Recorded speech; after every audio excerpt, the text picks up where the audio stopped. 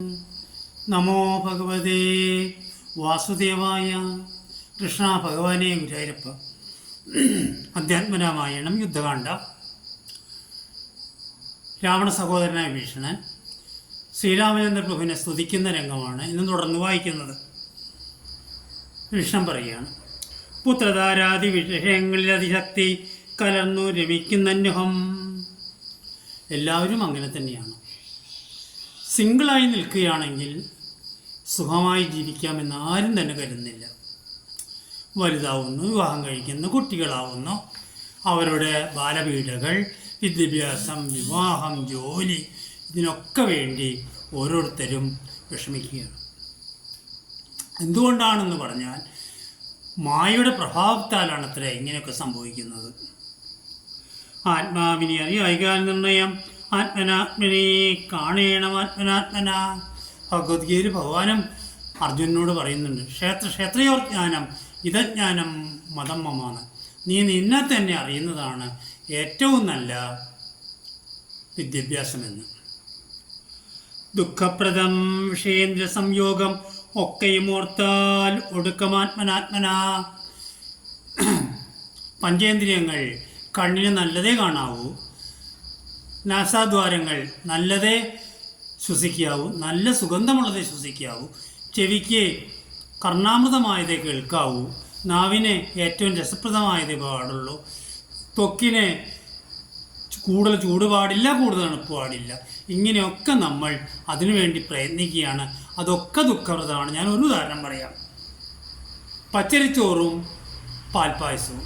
പാൽപ്പായസം നാവിൽ നിന്ന് അങ്ങോട്ട് താഴേക്ക് ഇറങ്ങിയാൽ പച്ചരിച്ചോറും പാൽപ്പായസം തമ്മിൽ ഒരു വ്യത്യാസമില്ല.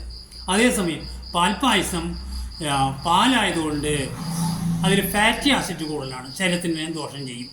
പച്ചരിച്ചോറാണെങ്കിൽ അങ്ങനെ ദോഷം ചെയ്യുന്നില്ല. എന്നാലും നമ്മൾ അതിൻ്റെ പുറകെ പായുകയാണ്.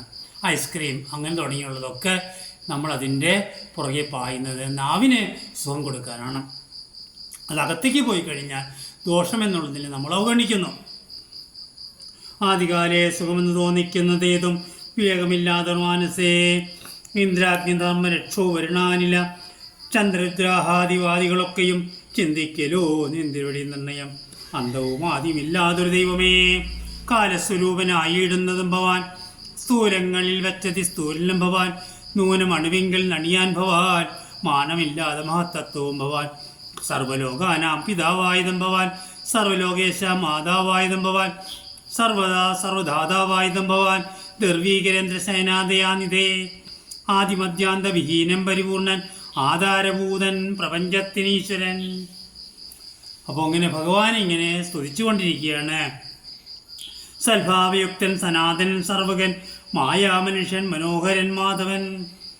ഇതൊക്കെ ഞാൻ നേരത്തെ ഇതിൻ്റെ അർത്ഥം വിശദമാക്കിയത് കൊണ്ട് ചർവിത ചർവണം എന്ന് വെച്ചാൽ ഒരിക്കൽ ചവച്ച് സ്വാദെടുത്തായ മുറുക്കാൻ വീണ്ടും ഉള്ളം കൈയിലെടുത്ത് വീണ്ടും ചവയ്ക്കുന്ന പോലെ അങ്ങനെ അരോചകമായത് ഞാൻ ചെയ്യുന്നില്ല.